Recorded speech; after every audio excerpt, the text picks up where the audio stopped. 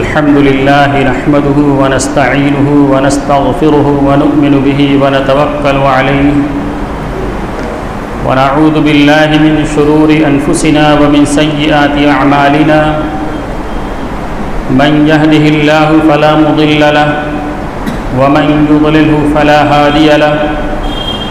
ونشهد أن سيدنا ونبينا ومولانا محمدا عبده ورسوله الذي أرسل إلى الناس كافة بشيرا ونذيرا وداعيا إلى الله بإذنه وسراجا منيرا صلى الله تعالى عليه وعلى آله وأصحابه وذرياته وبارك وسلم تسليما كثيرا كثيرا. أما بعد فعن علي بن أبي طالب رضي الله تعالى عنه أنه قال النبي صلى الله عليه وسلم إذا كانت ليلة النصف من شعبان ينزل الله تبارك وتعالى لغروب الشمس إلى سماء الدنيا ويقول ألا من مستغفر فأغفر له ألا من مسترزق فأرزقه ألا من مبتلى فأعافيه ألا كذا ألا كذا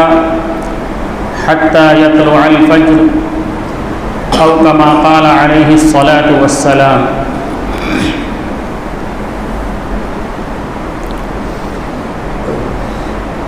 محترم جناب صدر جمعیت علماء بنارس اور محترم ناظم جمعیت علماء مشرقی اتر پردیش، معزز علماء کرام اور حاضرین مجلس، ابھی آپ حضرات نے ناظم صاحب کی تمہیدی گفتگو کے اندر یہ بات سماعت فرمائی کہ یہ اجلاس جمعیت علماء بنارس کی ذیلی کمیٹی جو اصلاح معاشرہ کمیٹی کے نام سے موسوم ہے اس کے ماتحت ہو رہا ہے. اس کا کام کیا ہے وہ اس کے نام سے ظاہر ہے، اور ناظم صاحب نے مختصراً اس کا تعارف بھی کرایا کہ اصلاح معاشرہ کا معنی کہ ہر زمانے کے اندر معاشرے میں پھیلے ہوئے منکرات اور منہیات کی نشاندہی کرنا، لوگوں کو اس پر متنبہ کرنا، خیر کی طرف ان کو بلانا. عام طور سے اصلاح معاشرہ کا مفہوم صرف زندگی کے چند گوشوں کے اندر محصور سمجھا جاتا ہے کہ شادی کے اندر جو رسومات ہیں ان کی اصلاح کی کوشش کی جائے، اسی طریقے سے ہماری عبادات کے اندر جو کمیاں ہیں اس کا تذکرہ کر دیا جائے، اس پر لوگوں کو تنبیہ کر دی جائے. یہ اس کا چھوٹا سا مفہوم ہے. اصلاح معاشرہ کا معنی اور اس کا مفہوم اس سے کہیں وسیع ہے. اس کے مفہوم کو مختصراً اس طرح کہہ سکتے ہیں کہ انسان کی تنہائی زندگی، یعنی فرد کی زندگی سے لے کر اس کی اجتماعی زندگی تک، اس کو روزانہ کے اعتبار سے جو کچھ حالات پیش آتے ہیں، چاہے اس کو اپنے گھریلو حالات ہوں، اپنے رشتہ داروں کے ساتھ اس کے معاملات ہوں،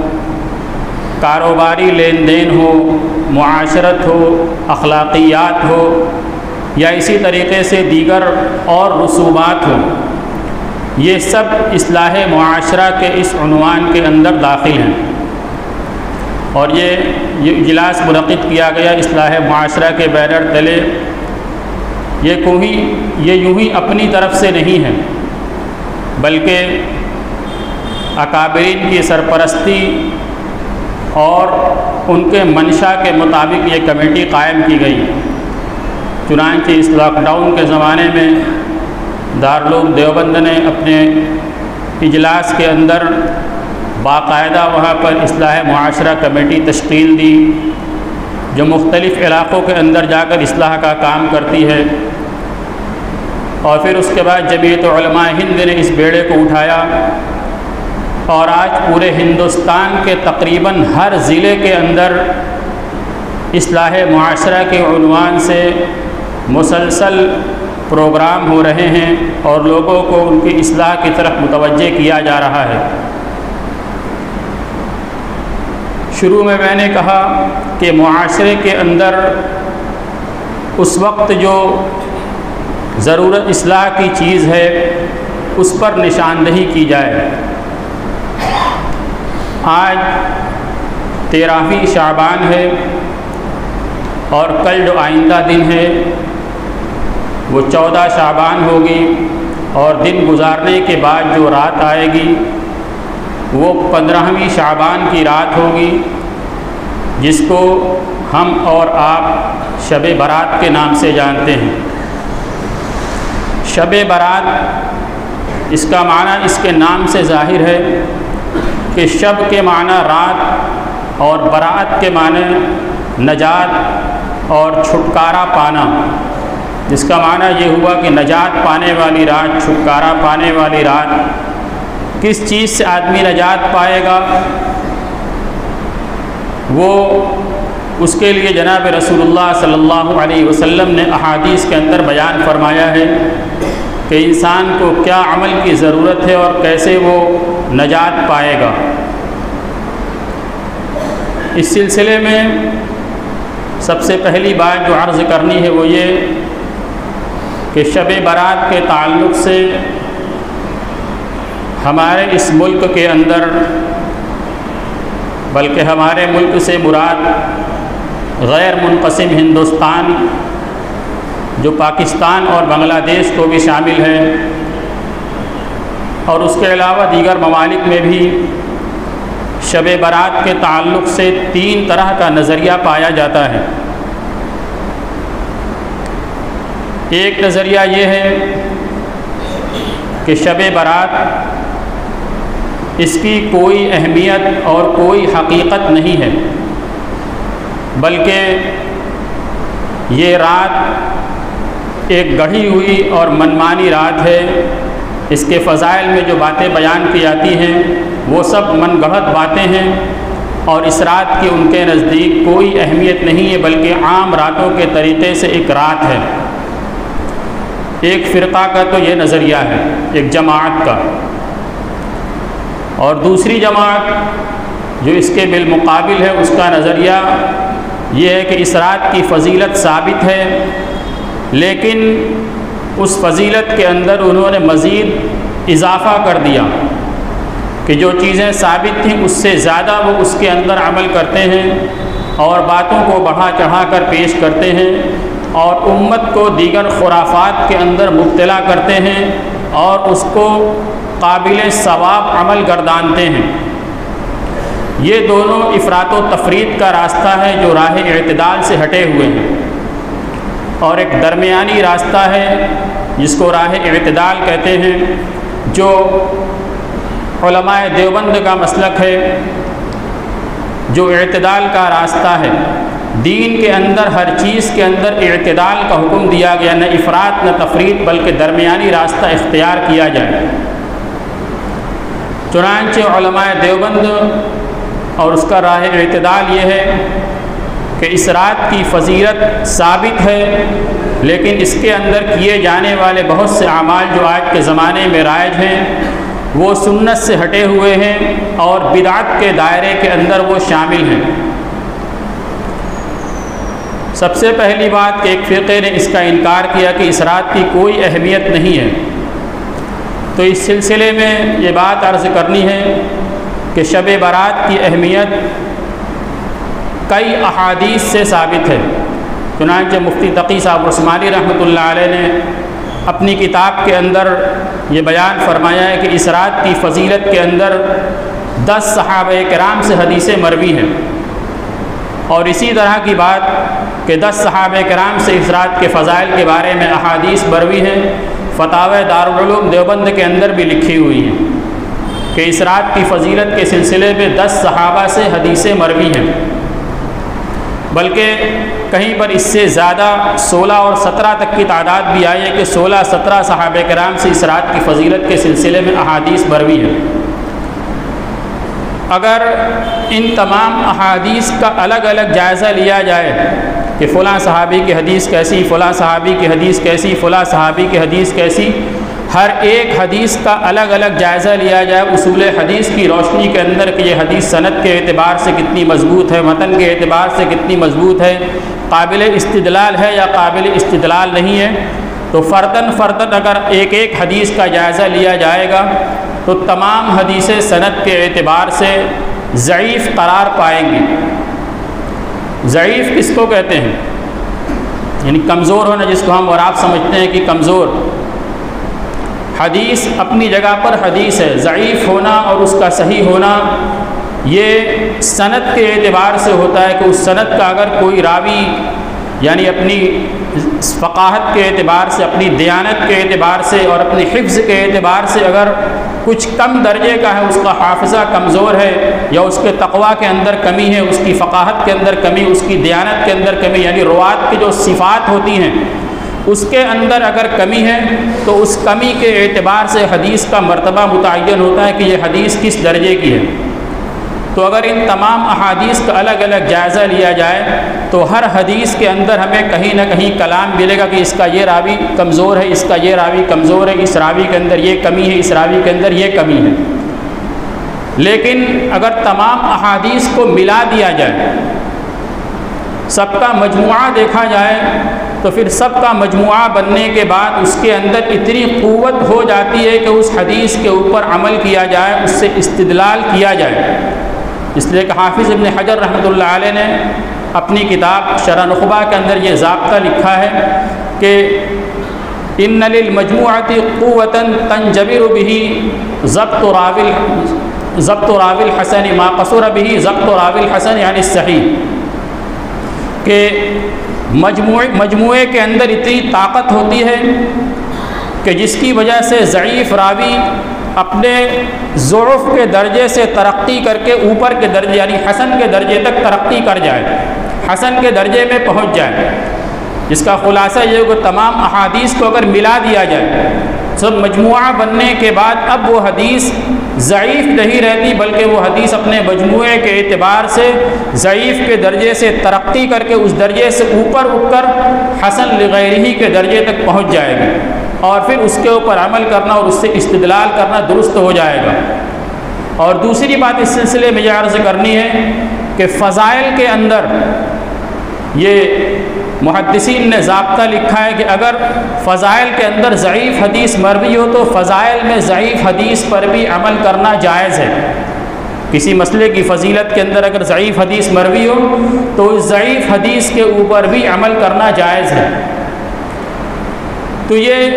ایک فرقے کے اعتبار سے ہوئی جو اس کا مکمل انکار کرتی ہے، اور انہی میں کے ایک بڑے بزرگ جن کو وہ خود مانتے ہیں کہ وہ ہمارے بڑے شیخ ہیں، حضرت شیخ مولانا عبد الرحمن مبارک پوری رحمۃ اللہ علیہ نے، انہوں نے ترمذی شریف کی ایک معرکۃ الآراء کتاب لکھی ہے تحفۃ الاحوزی کے نام سے۔ یہ ایک بڑی شرح ہے جو اہل علم کے درمیان انتہائی قدر کی نگاہ سے دیکھی جاتی ہے۔ اس کے لکھنے والے مولانا شیخ عبد الرحمن مبارک پوری رحمۃ اللہ علیہ وہ غیر مقلدین کے مسلک تھے، لیکن یہ مسئلہ جہاں پر آیا ہے، اس مسئلے کے بارے میں جہاں پر انہوں نے بحث کی ہے، ساری بحث کرنے کے بعد انہوں نے بھی یہ نتیجہ نکالا ہے کہ اگر آدمی اعتدال کے ساتھ اس مسئلے پر نگاہ کرے گا تو کوئی شب برات کی فضیلت کے بارے میں انکار نہیں کر سکتا، شب برات کی فضیلت سے کوئی بھی انکار نہیں کر سکتا۔ تو یہ ان کے گھر کی گواہی ہے کہ ان کے یہاں بھی شب برات کی فضیلت مسلم ہے، اور دوسری طرف وہ ہے جو اس کے اندر مزید اضافہ کرتی ہے۔ ان دونوں کے درمیان راہ اعتدال کیا ہے؟ کہ جو بات احادیث سے ثابت ہے ان کے اوپر عمل کیا جائے۔ احادیث سے کیا ثابت ہے؟ جو میں نے ابھی آپ کے سامنے پیش کیا۔ ایک بات رہ گئی کہ چند صحابہ 10 صحابہ کرام، اس میں چند کا نام آپ سن لیجئے۔ ایک تو حضرت علی رضی اللہ تعالیٰ عنہ کا نام ہے کہ ان سے اس سلسلے میں حدیث مروی ہے۔ حضرت ابو بکر صدیق رضی اللہ تعالیٰ عنہ سے اس مضمون کی حدیث مروی ہے۔ حضرت عائشہ صدیقہ رضی اللہ تعالیٰ عنہ سے اس سلسلے میں حدیث مروی ہے۔ حضرت معاذ بن جبل رضی اللہ تعالیٰ عنہ سے اس سلسلے میں حدیث مروی ہے۔ اور کتنی حدیثیں مروی ہیں اور احادیث کی کیا اہمیت ہے، یعنی سند کے اعتبار سے وہ کس درجے کی ہیں، اس سلسلے میں حضرت شیخ عبدالحق محدث دہلوی رحمۃ اللہ علیہ نے مکمل ایک رسالہ اس سلسلے میں لکھا ہے، اور تمام احادیث کا حوالہ بھی اس کے اندر دیا ہے کہ اس سلسلے میں کتنی احادیث مروی ہیں اور وہ کس درجے کی ہیں۔ تو اس رات کی فضیلت احادیث کی روشنی میں ثابت شدہ ہے۔ اب اس رات میں کرنے والے اعمال کیا ہیں؟ جناب رسول اللہ صلی اللہ علیہ وسلم نے کیا ارشاد فرمایا کہ جب شعبان کی درمیانی رات ہو، شعبان کی درمیانی یعنی 15ویں شعبان کی رات ہو، تو اس رات میں قوموا لیلہا، اس رات کو زندہ کرو، یعنی اس رات کی عبادت کرو۔ عبادت کرنے کا کوئی مخصوص طریقہ یہ یعنی کتابوں کے اندر مذکور نہیں کہ عبادت کس طریقے سے کی جائے، بلکہ صرف اس رات کو زندہ کرنا مذکور ہے کہ اس رات کو زندہ کیا جائے۔ کیسے زندہ کرنا ہے؟ جیسے جس عبادت کے اندر آدمی کا دل لگے۔ نماز پڑھنے میں دل لگتا ہے، آدمی نوافل کا اہتمام کرے۔ قرآن پاک کی تلاوت کے اندر دل لگتا ہے، قرآن پاک کی تلاوت کرے۔ تسبیحات کے اندر دل لگتا ہے، تسبیحات پڑھے۔ صلاۃ التسبیح کا اہتمام کرے۔ اور ان مواقع کے اوپر خاص طور سے آدمی اگر نماز پڑھنا چاہتا ہے تو ایک مسئلہ یہاں پر وہ سمجھ لیں کہ آدمی جب بالغ ہوا ہے تو اس وقت اس کے اوپر نمازیں فرض ہو گئی، اس وقت اس کے اوپر نمازیں فرض ہو گئیں، اور سال کے اندر مختلف راتیں ہیں جن کے اندر اللہ تبارک و تعالیٰ اپنا خصوصی قرب عطا فرماتے ہیں، جن میں شب جمعہ ہے، شب برات ہے، شب قدر ہے، عیدین کی رات ہے، اور مختلف مواقعوں میں اللہ تبارک و تعالیٰ کی طرف سے خصوصی قرب عطا ہوتا ہے۔ تو ان راتوں کے اندر آدمی عبادت کرتا ہے اور نوافل کا بھی اہتمام کرتا ہے۔ تو ان موقعوں کے اوپر آدمی کو اپنی زندگی کا جائزہ لینا چاہیے کہ جب سے میں بالغ ہوا ہوں میرے اوپر نماز فرض ہوئی ہے، میری کتنی نمازیں چھوٹی ہیں۔ نفل نمازوں کے پڑھنے سے بہتر ہے کہ اپنی زندگی کا جائزہ لے کر اس کے ذمے جو قضا نمازیں ہیں ان کو بھرنے کی کوشش کرے، اور زیادہ سے زیادہ قضا نماز بھرے، یعنی قضا عمری اس رات کے اندر زیادہ سے زیادہ کر لے، اور اس کے بعد دیگر جن عبادتوں کے اندر اس کا دل لگے ان عبادتوں کے اندر وہ اپنا وقت گزارے۔ دوسری چیز صوم نہارہ، کہ اس رات کے بعد جو اگلی صبح آئے اس رات اس دن میں روزہ رکھنا، یہ روزہ رکھنا مستحب ہے۔ اس کے سلسلے میں بھی حدیث ضعیف ہے کہ بعض فقہا نے اس کا انکار بھی کیا کہ اس اگلے دن کے روزے کی کوئی اہمیت نہیں ہے، لیکن فتاویٰ کی کتابوں کے اندر فتاویٰ دارالعلوم دیوبند میں اسی طریقے سے فتاویٰ عالمگیری میں اور دیگر فتاویٰ کی کتابوں میں جہاں پر سال کے دیگر مستحب روزوں کو شمار کرایا گیا ہے وہیں پر شعبان کے روزے کا بھی تذکرہ کیا گیا ہے، جس کے اندر عاشورے کا روزہ ہے، اسی طریقے سے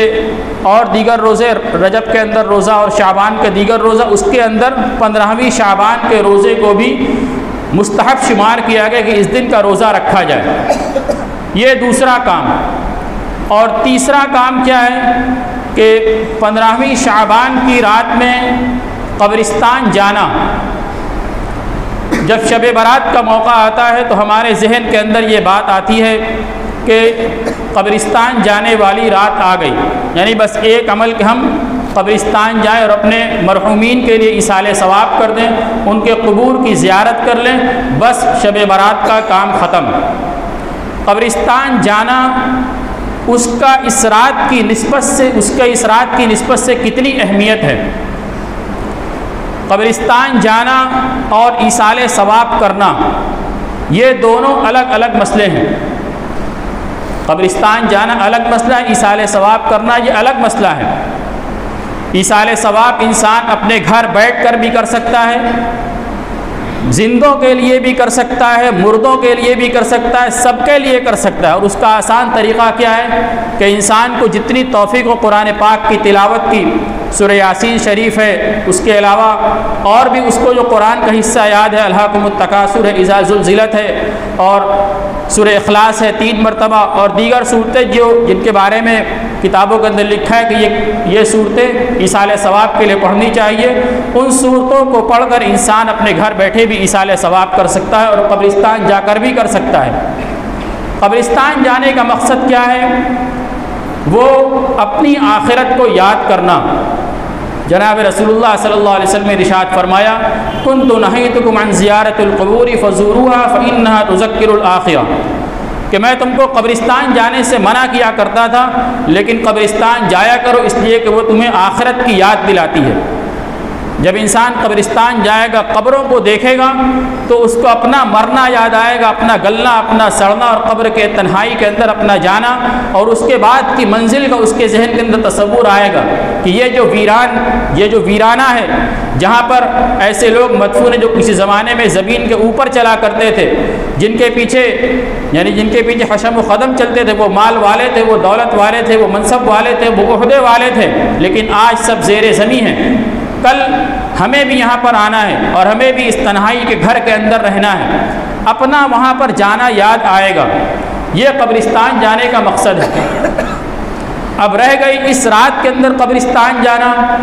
جناب رسول اللہ صلی اللہ علیہ وسلم نے اس رات کی فضیلت بیان فرمائی۔ وہ کیا فضیلت بیان فرمائی؟ کہ جب یہ رات آتی ہے تو اللہ تبارک و تعالی غروب آفتاب کے بعد آسمان دنیا کے اوپر اللہ تبارک و تعالی نازل ہوتے ہیں، یعنی اللہ تبارک و تعالی آسمان دنیا پر آتے ہیں، اور اللہ کی طرف سے یہ ندا لگائی جاتی ہے۔ کیا ندا لگائی جاتی ہے؟ الا من مستغفر، کہ ہے کوئی استغفار کرنے والا، اپنے گناہوں کی معافی چاہنے والا، اپنے گناہوں سے توبہ کرنے والا، کہ میں اس کے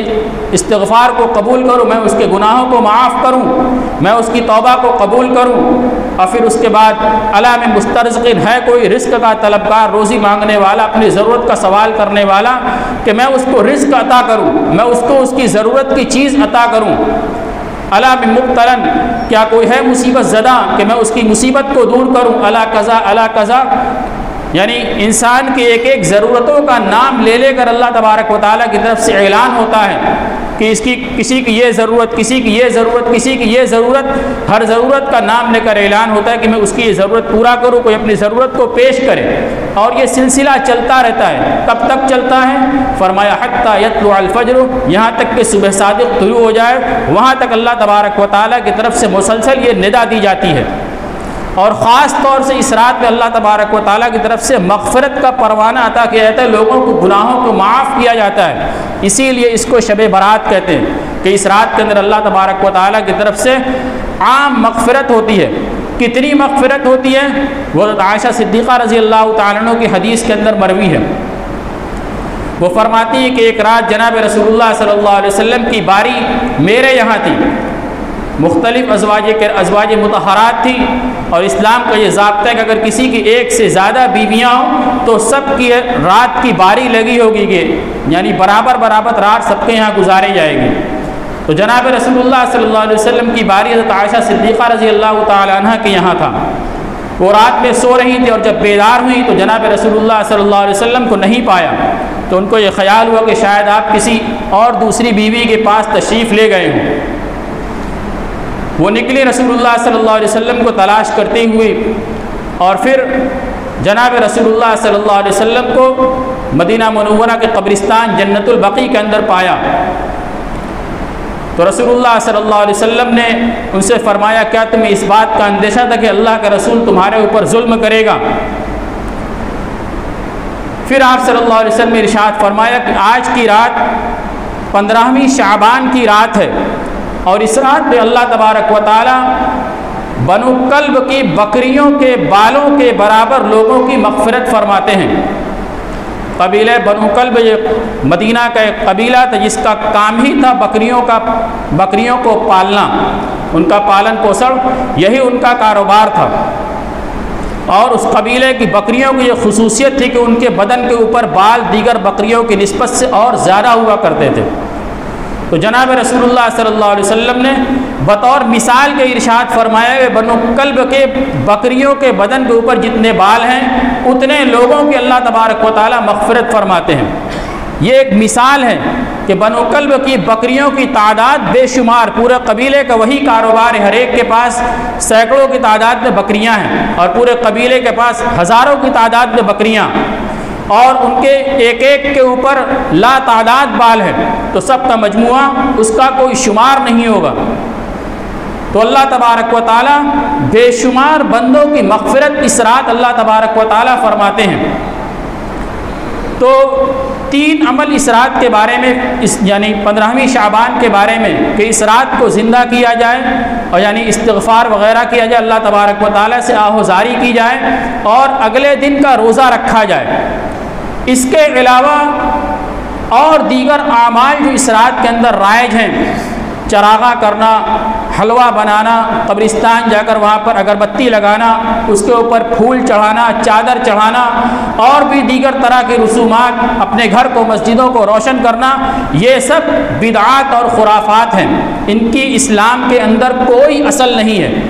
جو باتیں آپ کے سامنے عرض کی گئی، ان کے علاوہ جتنی چیزیں آج کے زمانے کے اندر رائج ہیں وہ سب بدعات اور خرافات ہیں، دین کے اندر ان کی کوئی اصل نہیں ہے۔ تو اس رات کے اندر اللہ تبارک و تعالیٰ کی طرف سے بے شمار بندوں کی مغفرت کی جاتی ہے اور ہر ضرورت کا نام لے کر ان کی ضرورتوں کو پورا کیا جاتا ہے۔ لیکن اس بابرکت رات کے اندر بھی چند ایسے لوگ ہیں جو اللہ تبارک و تعالیٰ کے یہاں سے یعنی نامراد واپس کر دیے جاتے، ان کی بخشش نہیں ہوتی، ان کی کسی ضرورت کو پورا نہیں کیا جاتا۔ وہ کوئی دعا کرتے ہیں، وہ دعا اللہ تبارک و تعالیٰ کی بارگاہ کے اندر قبول نہیں ہوتی۔ مختلف احادیث کے اندر مختلف لوگوں کو بیان کیا گیا، سب کا مجموعہ اگر دیکھا جائے تو 8 یا 9 طرح کے لوگ ہیں جن کی اس بابرکت رات کے اندر بھی مغفرت نہیں ہوتی اور ان کے معاملے کو چھوڑ دیا جاتا ہے کہ جب تک یہ اپنے اس معاملے کو درست نہیں کریں گے ان کی کوئی سنوائی نہیں ہوگی، ان کی مغفرت نہیں کی جائے گی، ان کو یعنی ان کے اوپر کوئی دوادش اور کوئی رحمت نہیں ہوگی، بلکہ وہ ان کا معاملہ معلق رہے گا جب تک وہ توبہ نہ کریں۔ وہ 8 یا 9 فرد کون ہیں؟ ان میں سب سے پہلے نمبر پر ہے مشرک، کہ اللہ تبارک و تعالیٰ کی ذات اور اللہ کی صفات خاصہ کے اندر کسی کو شریک کرنا، اللہ کی ذات اور اللہ کی صفات خاصہ کے اندر کسی کو شریک کرنا، یعنی جو کام صرف اللہ تبارک و تعالیٰ کے لیے خاص ہے اس کام کو دوسروں کے لیے ثابت کرنا، جیسے زندگی دینا، موت دینا، شفا دینا، بیمار کرنا، بارش برسانا، زمین سے اناج کا نکالنا، اولاد دینا، اولاد سے محروم کر دینا، یہ اللہ تبارک و تعالیٰ کی خاص صفت ہے۔ اسی طریقے سے کوئی ایسی صفت کسی دوسرے کے لیے ثابت کرنا جو اللہ ہی کے لیے خاص ہے دوسرے کے لیے نہیں ہو سکتی، جیسے عالم الغیب کا عقیدہ رکھنا، حاضر و ناظر کا عقیدہ رکھنا، اسی طریقے سے خواجہ صاحب ہمیں اولاد دے دیں گے، خواجہ صاحب ہمارا کاروبار چلا دیں گے، خواجہ صاحب ہماری بیڑی بنا دیں گے، حضرت علی مشکل کشا ہیں، وہ ان کے اندر اللہ تبارک و تعالیٰ کی ذات حلول کیے ہوئے، یہ سارے وہ عقائد جو اللہ تبارک و تعالیٰ کی ذات کے ساتھ کسی کو شریک کرنا ہے۔ اگر کسی کے اندر یہ عقیدہ ہے تو وہ شرک کے اندر مبتلا ہے، اور شرک کے بارے میں کیا فرمایا؟ ان الشرک لظلم عظیم، کہ شرک یہ ظلم عظیم ہے، اور فرمایا گیا کہ اللہ تبارک و تعالیٰ کل قیامت کے دن ہر ایک کو معاف فرما سکتے ہیں، لیکن جو شرک کی بیماری کے اندر مبتلا ہوگا اللہ تبارک و تعالیٰ اس کو معاف نہیں فرمائیں گے۔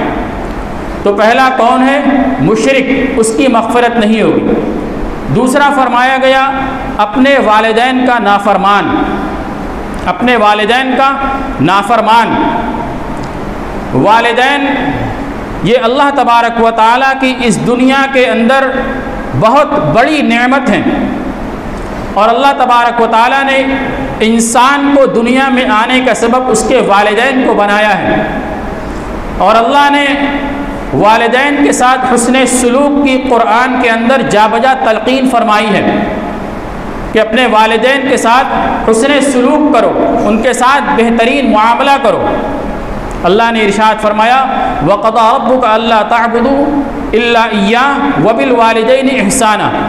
کہ اللہ تبارک و تعالیٰ کی طرف سے یہ فیصلہ ہے کہ تم اللہ کے علاوہ کسی کی عبادت مت کرو، اللہ کے علاوہ کسی کی عبادت مت کرو، وَبِالْوَالِدَيْنِ إِحْسَانًا، اور اپنے والدین کے ساتھ حسن سلوک کرو۔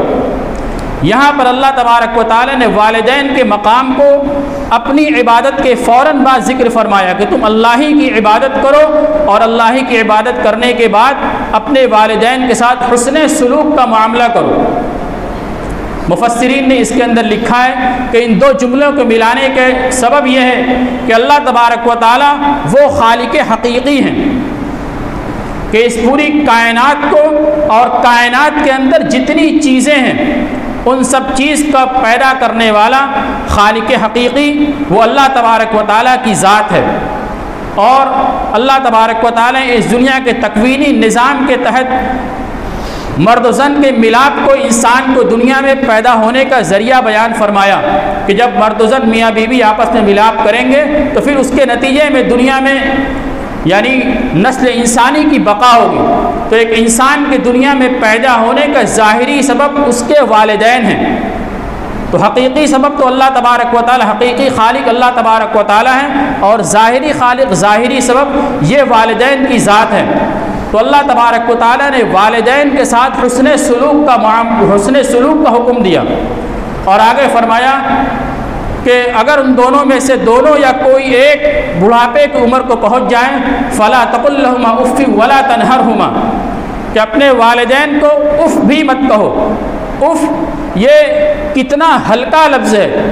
یعنی اس کا مطلب یہ ہوا کہ ان کے کسی قول یا کسی فعل کے اوپر ادنا درجے کی بھی ناپسندیدگی کا اظہار نہ ہو، زبان سے اف بھی نہ نکلے، زبان سے ہوں ہاں بھی نہ نکلے کہ آپ کیا کہہ رہے ہیں، ایسا کیسے ہو سکتا ہے۔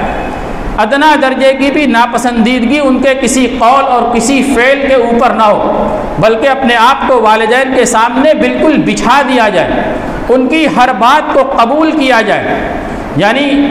اسلام کے خلاف اگر ان کی کوئی بات نہیں ہے، ایسی بات جو اسلام کے خلاف ہو، اس کے بارے میں تو ضابطہ بیان فرما دیا گیا، لا طاعت لمخلوق فی معصیت الخالق، کہ اللہ تبارک و تعالیٰ کی نافرمانی کرتے ہوئے دنیا کے اندر کسی مخلوق کی اتباع نہیں کی جائے گی۔ لیکن والدین کسی بھی بات کا حکم دیں جس کے اندر اللہ تبارک و تعالیٰ کی نافرمانی نہیں ہے، تو ایک فرما بردار اولاد کی علامت یہ ہے کہ وہ سر تسلیم اس کے سامنے خم کر دے، باتوں کو مان لے، اس پر کسی طرح کی کسی ناپسندیدگی کا اظہار نہ کرے۔ اور بے شمار احادیث کے اندر والدین کی فضیلت کو بیان کیا گیا۔ رسول اللہ صلی اللہ علیہ وسلم نے ایک حدیث کے اندر بیان فرمایا، اس کا مضمون ہے کہ والدین تمہارے جنت کے دروازے، چاہے تو ان کی حفاظت کر لو، چاہے تو ان کو ضائع کر دو، یعنی جنت کے اندر جانا یہ والدین کی رضامندی کے اوپر موقوف ہے۔ اگر والدین رضامند ہیں تو جنت کا دروازہ کھلا ہوا ہے، اور اگر والدین رضامند نہیں ہیں تو پھر جہنم یعنی جنت کا دروازہ تمہارے اوپر بند ہو جائے گا۔ ماں کے قدموں تلے جنت بیان کی گئی، یہ والدین کا مقام ہے۔ آج والدین کے حقوق سے لاپرواہی ہمارے معاشرے کے اندر، اس تیز رفتار دنیا کے اندر، آج کی جو الیکٹرانک دین ہے جو ہر ہاتھوں کے اندر موجود ہے، یعنی موبائل اور دوسری چیزیں، کمپیوٹر اور اس کے اوپر چلنے والے پروگرام، اس کے اندر جو پیغام اور جو تربیت لوگوں کے ذہنوں کے اندر جا رہی ہے، وہ انسان کو بالکل آزاد خیال بنایا جا رہا ہے کہ ہم اپنی ذات کے مختار ہیں، ہم جیسے چاہیں اپنی زندگی گزاریں، ہم کسی کے ماتحت ہو کر کیوں رہیں گے، ہم اپنا فیصلہ خود کریں گے، اپنا کام خود کریں گے، اپنی منمانی کریں گے۔ یہ ایک مزاج آج ذہنوں کے اندر غیر محسوس طریقے سے ڈالا جا رہا ہے،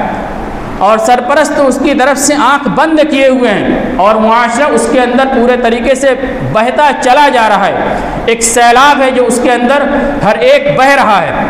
یہ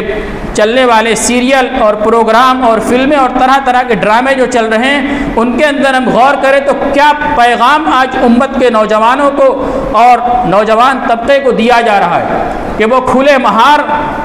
ہر چیز کے کرنے کے اوپر ان کو جری کیا جا رہا ہے کہ ہم جیسے چاہیں جو کریں، ہماری کسی بات پر کسی کو نکیر کرنے کا کوئی اختیار نہیں ہے۔ اور اسلام کی کیا تعلیم ہے کہ وہ جب تک انسان دنیا کے اندر چاہے وہ 50 سال کا ہو جائے، 60 سال کا ہو جائے، اس کے والدین زندہ ہیں، والدین کا حق ہے کہ وہ اپنے والدین کی بات کو مانیں، اور والدین کی بات کو نہیں مانے گا، چاہے دنیا میں اس کو کچھ عارضی خوشی حاصل ہو جائے، ظاہری خوشی حاصل ہو جائے، لیکن انجام کار اس کے لیے ہلاکت ہے۔ اور اسلامی نقطہ نظر سے تو وہ دنیا میں بھی ہلاک ہوگا اور آخرت میں بھی ہلاک ہوگا۔ حدیث کے اندر بیان فرمایا کہ اس کا مضمون ہے کہ دنیا کے اندر انسان جتنے برائی کے کام کرتا ہے، ان میں سے ہر گناہ کا وبال تو اس کو آخرت کے دن ملے گا، اللہ تبارک و تعالیٰ محشر میں اس کا وبال اس کو عطا فرمائیں گے، لیکن والدین کی نافرمانی ایک ایسا وبال ہے جس کا وبال اس کو دنیا میں بھی بھگتنا پڑے گا،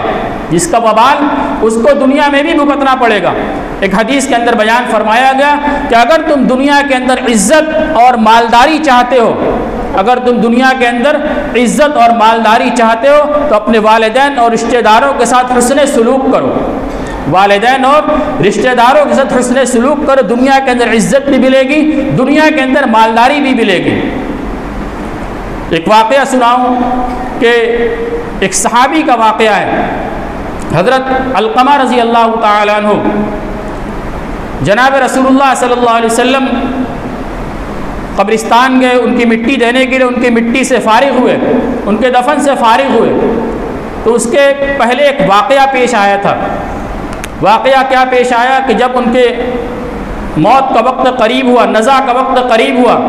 سو اس وقت جو طریقہ ہوتا ہے سنت طریقہ کہ مرنے والے کے سامنے کلمے کی تلقین کی جائے کہ وہ کلمہ پڑھ لے، آخری وقت میں اس کی زبان پر کلمہ جاری ہو جائے۔ چنانچہ جو لوگ وہاں پر موجود تھے وہ کلمہ تلقین کر رہے تھے، صحابی رسول ہیں لیکن کسی طریقے سے زبان پر کلمہ جاری نہیں ہو رہا ہے۔ معاملے کی تفتیش کی گئی، کیا معاملہ ہے؟ جناب رسول اللہ صلی اللہ علیہ وسلم نے ان کی والدہ کو بلوایا اور ان کے بارے میں پوچھا کہ ان کی زندگی کیسی گزرتی ہے۔ کہا کہ یہ بہت نیک ہیں، تہجد گزار ہیں، نمازوں کی پابندی کرنے والے ہیں، خوب صدقہ خیرات کرتے، مالوں کو خوب بانٹتے، دین کا سب کام کرتے ہیں۔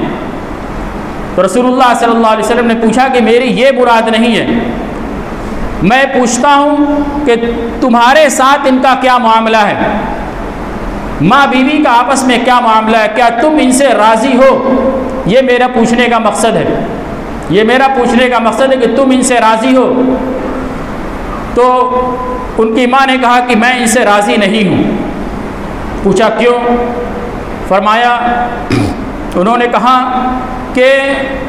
یہ میرے مقابلے میں اپنی بیوی کی بات کو ترجیح دیتا ہے، میں کوئی بات کہتی ہوں تو اس بات کے اوپر اپنی بیوی کی بات کو ترجیح دیتا ہے، بیوی کی بات مانتا ہے اور اس کے مقابلے میں میری بات کو چھوڑ دیتا ہے، جس کی وجہ سے میں اس سے ناراض ہوں۔ یہاں پر رک کر ایک لمحہ ہم اپنے معاشرے کی اور اپنی ذاتی زندگی کا محاسبہ کریں کہ ہمارے گھر کے اندر ہمارے والدین ہیں، ہماری بیوی ہے، ہمارا معاملہ بیوی اور والدین کو لے کر کیسا ہے، کہ ہم اپنے بیوی کی بات کو ترجیح دیتے ہیں یا والدین کی بات کو ترجیح دیتے ہیں؟ ہم خود اس کا محاسبہ کر لیں، اس میں تفصیل میں جانے کا وقت نہیں ہے، وقت پورا ہو رہا ہے۔ تو رسول اللہ صلی اللہ علیہ وسلم نے ان سے ان کے لڑکے کا معاملہ پوچھا تو فرمایا، انہوں نے کہا کہ میں ان سے راضی نہیں ہوں۔ تو آپ نے کہا کہ تم ان کو معاف کر دو، تو کہا کہ میں ان کو معاف نہیں کرتی۔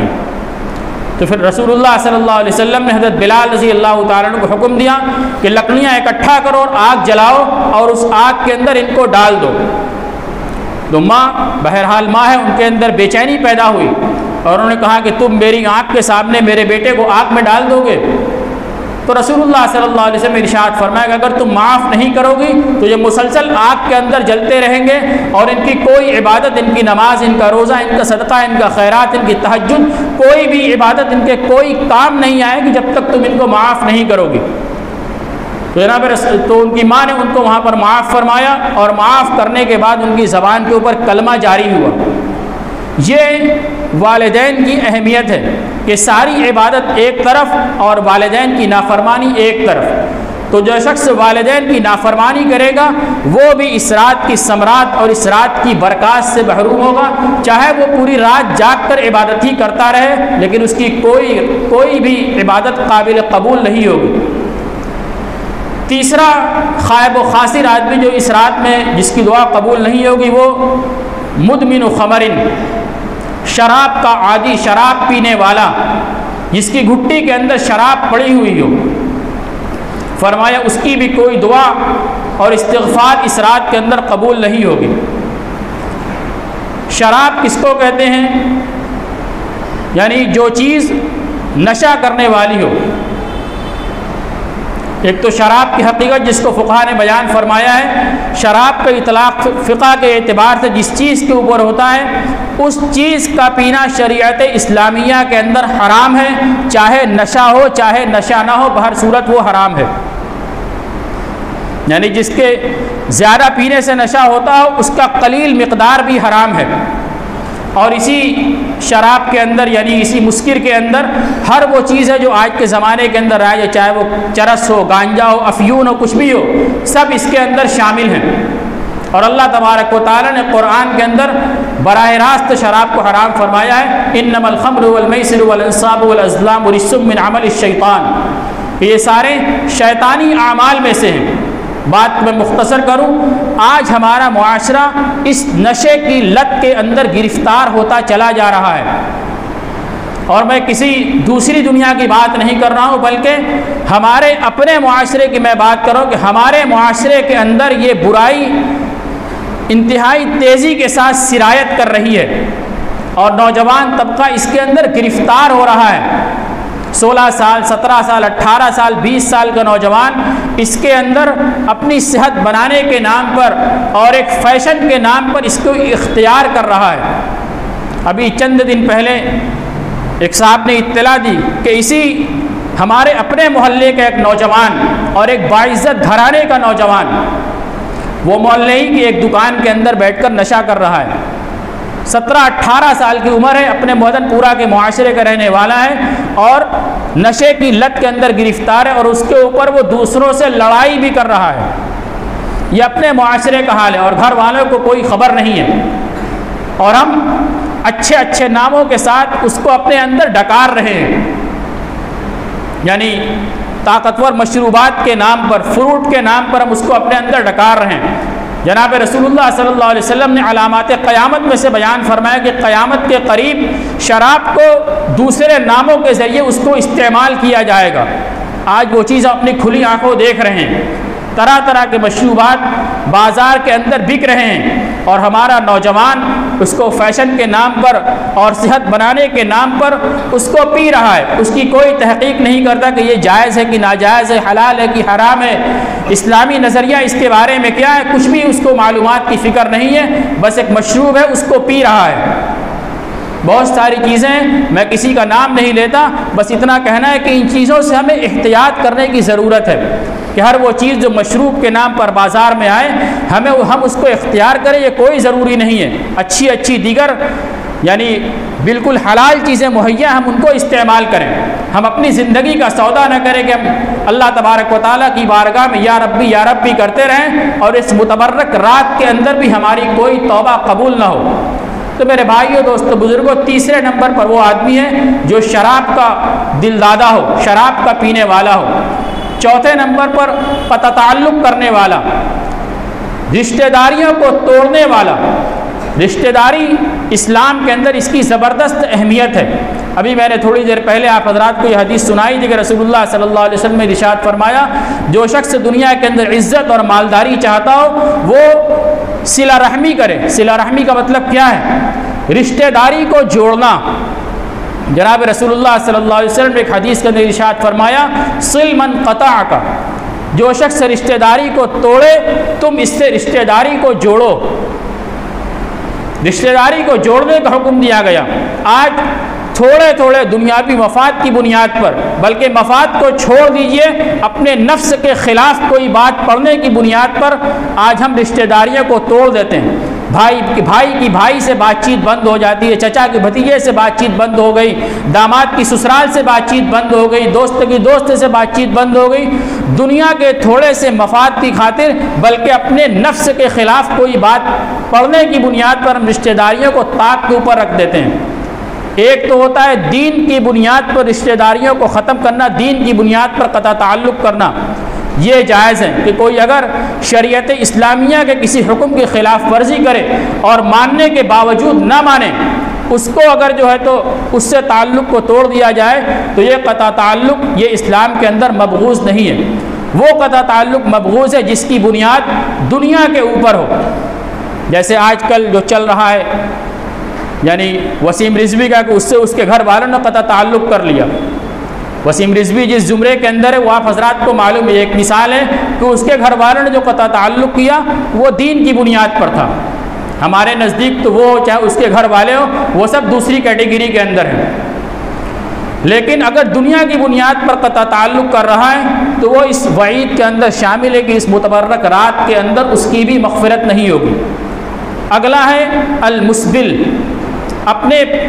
ازار کو، اپنے پائجامے کو، اپنے پینٹ کو اور ہر وہ چیز جو اوپر سے پہنی جاتی ہے اس کے ذریعے سے اپنے ٹخنے کو ڈھانکنے والا، چاہے لنگی پہنے ہو، پائجامہ پہنے ہو، پینٹ پہنے ہو، لوور پہنے ہو، کچھ بھی پہنے ہو، اوپر سے جو چیز پہنی جاتی ہے اس سے اپنے ٹخنے کو اگر ڈھانکے ہوئے ہیں تو وہ بھی اس وعید کے اندر شامل ہے۔